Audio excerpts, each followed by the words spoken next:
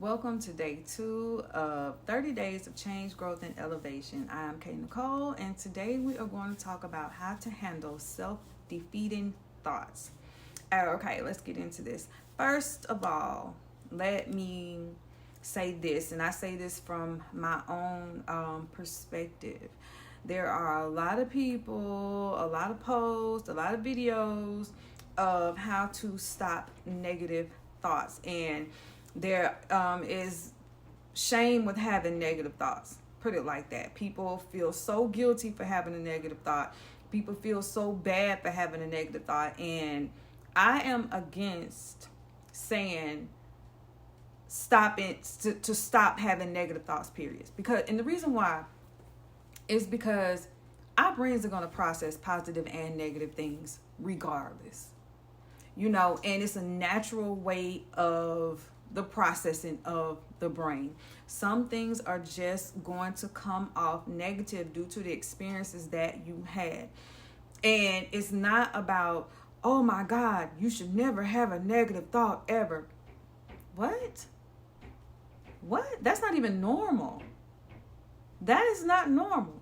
How is your brain functioning the way that it's supposed to if you're not balancing, if you're not having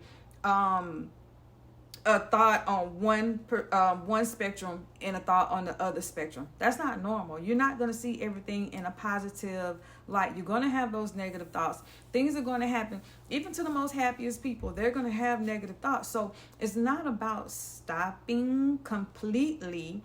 It is about being aware of having them, letting them flow through, and then having a positive thought to counteract that, or looking at it with a different perspective, which is still having a positive thought come, counteract that. So I don't believe that people should just be like, oh my God, I had a negative thought. I'm the worst person in the world. I'm the worst thing in the world. No, you're not. You're normal. And more people would heal. More people would feel better. More people would get through life better if they understood that having negative thoughts was a normal thing. It's not a sin. It's not evil. There's nothing wrong with you, and to not judge yourself. You would have something that is negative. You'd be like, okay, I had a negative thought. Let it go and move on to whatever else you need to do in life. Or have self-talks where you're like, okay, Kalinda, we feel this way right now. Why do we feel this way right now? What can I do to make myself feel better? You have to have something to help you process that negative thought. Where is it coming from? Was it yours to begin with? 'Cause sometimes we have negative thoughts that come from people that we're around, whether it's family, friends, the environment, influences from social media, from television. You have to take in account all of that, because some of these thoughts that we do have, they're not ours, and some of them are. Sometimes we are just pretty much influenced by it, and then when you have a negative experience, you're going to be triggered a lot of times to have a negative thought, and it's okay. That's how you heal. You heal by being honest. You heal by being truthful. You heal by recognizing what is and what isn't, and understanding how the mind works, how the brain works, understanding how life works. Life is duality. Life is dichotomy. In order to know tall, you have to know small. So in order to feel positive, you have to feel negative. And it is okay. Now, sometimes the issue is when we wallow in it. The issue is when we act on certain negative things. But the worst thing you can do is have a negative thought and then be negative to yourself about the negative thought that you had. How are you digging yourself up out of that? You're digging a deeper hole. How are you coming up out of that if, oh my God, I had a negative thought and we're not supposed to have them? Let me go to a YouTube video so I can see how to not have negative thoughts. Now, I'm not saying we can't catch them, but you're going to have them, and it's okay. It's okay to dislike somebody. It's okay to dislike certain things about yourself, as long as you are not diminishing yourself. or putting yourself down to the point to where you're not doing anything about the thing that you dislike. It's okay. If you want to change something about yourself, change it. But don't knock yourself to the point to where you can't even get up. No one has to even hurt you because you're hurting yourself. You don't want to do that. That's what we don't want to do. So when we have self-defeating thoughts, you want to know why you have them. What is the root cause? What is the root issue of where it's coming from? And should you even have it? Should you feel bad about what you look like? Is there really something wrong with you? And especially for those who are in school, like when you're younger and you're in school and everybody's praising the all A's people and, praising everybody that's, oh, I'm dean, I'm honor roll and all this kind of stuff like that. And you're not, because maybe you learn different. And now you're looking at yourself as a negative person or having negative things wrong with you because you learn different. It doesn't mean you're not smart. It doesn't mean you're not intelligent. It just means that the curriculum and the way that they do things in school is not the best condition for how your mind processes. There are a lot of smart, intelligent people who did horrible in school and doing horrible in school because of how the curriculum is. Not because of this. And if this is not nurtured in the way that it should be, you're not going to get the results that you're supposed to get. People are not going to see you the way that they should see you because you're not being nurtured in the way that your mindset has to be or needs to be nurtured. There are a lot of intelligent people.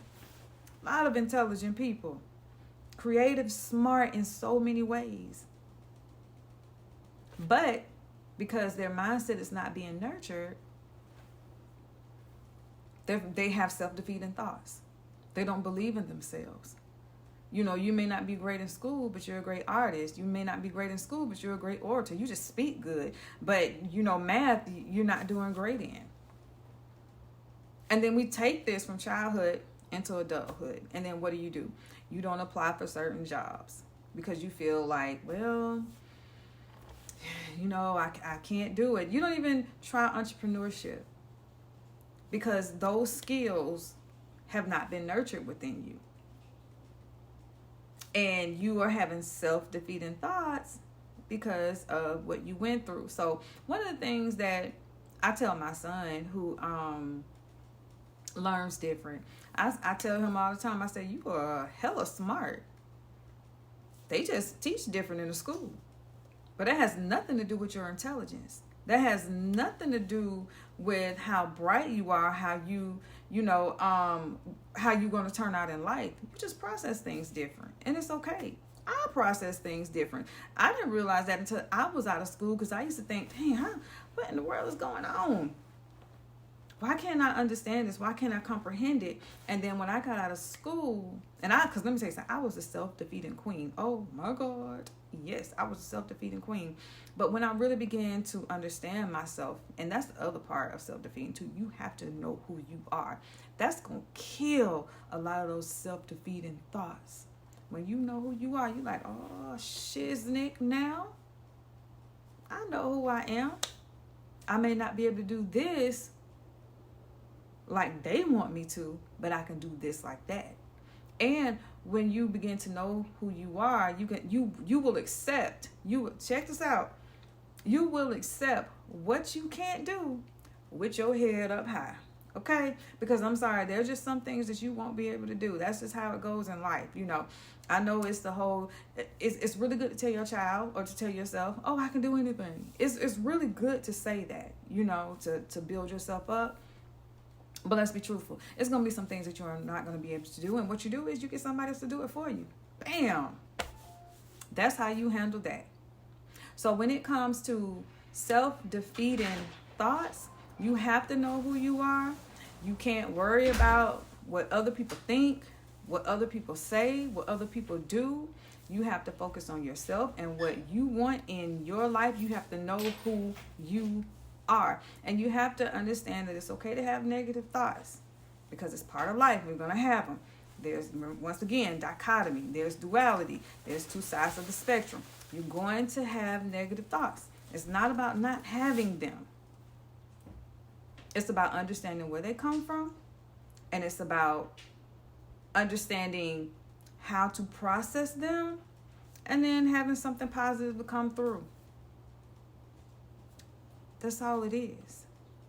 And understanding that some of these thoughts were never yours in the first place. You got them from your family because there was dysfunction in your family on certain things, and everybody was like, well, I'm like this. My mama was like that. My grandmama was like that. My granddad was like that. And so there's this belief that everybody is going to be that way, and that's not true. That's learned. Those are learned behaviors, and anything that can be learned can be unlearned, or it can be changed. It's just as simple as that. So when it comes to your self-defeating thoughts, check them. Don't feel bad for having them. Don't knock yourself for having them. Like, who wants to be in that position? You already have a negative thoughts, and now you're being negative about having a negative thought. You're feeling guilty about having it because everybody's talking about, oh, you got to stop it. You're not supposed to have them. Once again, how is that normal? In order to know positive, you have to know negative. How is that even normal? So, with that being said, I hope you got my little message today because I told you it was going to be short. If I didn't, I meant to. This video is going to be short. But that is how you would handle self-defeating thoughts. With awareness, with understanding, with, yo, this is what it is, and it's okay, and I'm good. That's how you handle it. So I will see you all next time for day 3 of 30 days of change, growth, and elevation.